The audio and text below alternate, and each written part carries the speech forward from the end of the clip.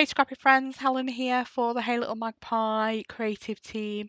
I just have this layout today where I got carried away pulling everything out to get ready, that I just started cutting paper and then realised I hadn't actually shown you what I was doing. I just inserted the reel here that was on our Insta a couple of days ago, just showing how I have created the papier-mâché seals that I use to embellish this layout. So it's just layers of tissue paper and spritzing water, and then after about 3 or 4 layers, setting it aside to dry.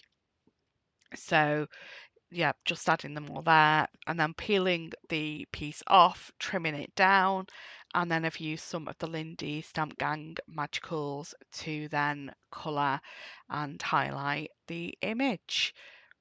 Right, back to the layout. So I have cut these scraps of paper to 3.75, so 3 3/4 inch wide, and then I've done varying lengths so that the three pieces all add up to 11 1/4 inches if you do them end to end.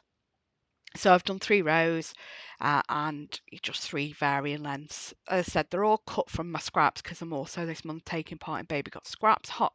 So I decided everything needed edging to pop up off the paper, so I've used Black Soot Distress and just used a blending tool there, going around each of the individual pieces and the background sheet as well, and now just laying them out. So I have done each piece, so the bottom and the top 1/4 inch away from the top and bottom, and also the strips 1/4 inch away from the left and the right. We've then got the middle panels, the middle pieces at 1/8 inch away from the ones that are either side of them, and then that's just kind of gave me a nice even spread out of the papers. So after I've stuck them all down, I do decide I do want to do some stitching, and with the bits in the middle where my sewing machine set up, I couldn't get around, so the ones in the middle I've pulled off and stitched separately, and then the rest of them I have to stitch directly onto the page. So just showing you there the back where I've pulled through the threads from the front to stick them down with some washi on the back. I think that's actually masking tape, painter's tape I've used. And then come in with this row of pictures. Now these pictures are from Dunrobin House. I'm really sorry, I don't know how you pronounce that. Castle, actually, not house. And these are from Scotland, our Scotland trip earlier this year. This is a companion page, so I'm going to do 2 layouts. This is one where it's the pictures of me and Mr. Ding, or me or Mr. Ding, and then the companion page to this is just going to have the pictures of the castle and the gardens. Not as a double page, didn't really want to do it as a double page spread, but it's just going to be 2 separate single page layouts that sit next to each other in my album. So I'm here just sticking down the photos. Need to do a quick swap on my refill on my adhesive, and then once that's sorted, we're back to sticking my photos down. So I've done this column of pictures with my landscape photos, and then I've got this picture of Mr. Ding, the only portrait in this collection photo, and that's there off to the side of the column. I did find it a bit tricky because I like all my pictures facing the same directions, facing into the page, where some of these weren't.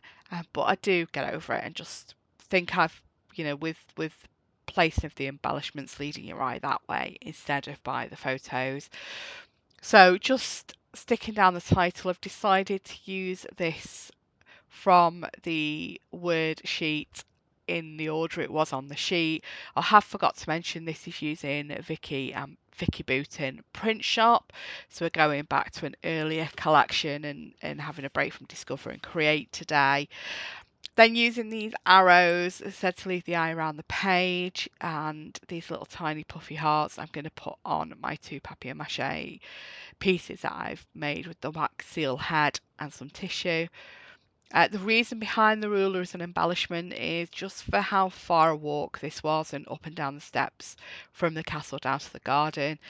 I've wanted to go to Dunrobin Castle for years, and we haven't gone because I just wouldn't have been able to manage the walk and manage the steps.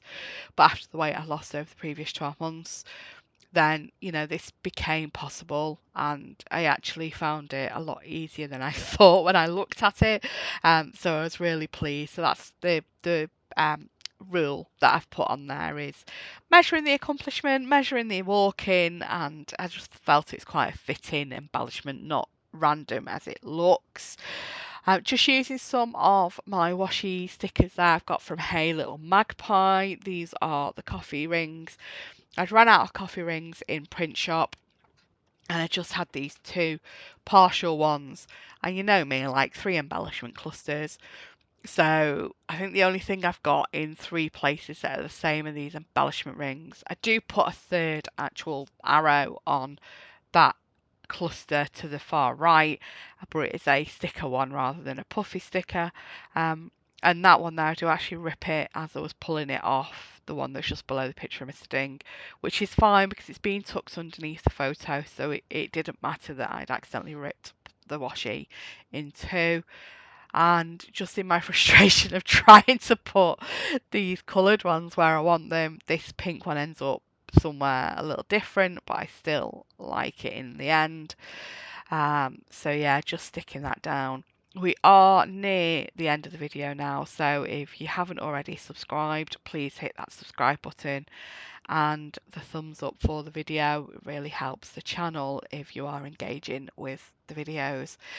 Just using some wet glue now to stick my papier-mâché seal head pieces that I've done, and adding some circular embellishments from the sticker sheet. I felt that just putting these on 2 of the clusters kind of helped with the fact that the seals are only on 2 of the clusters as well. So yeah, nearly done. Thanks so much for watching. Please check out the other videos on the channel, and see you next time. Take care. Bye bye.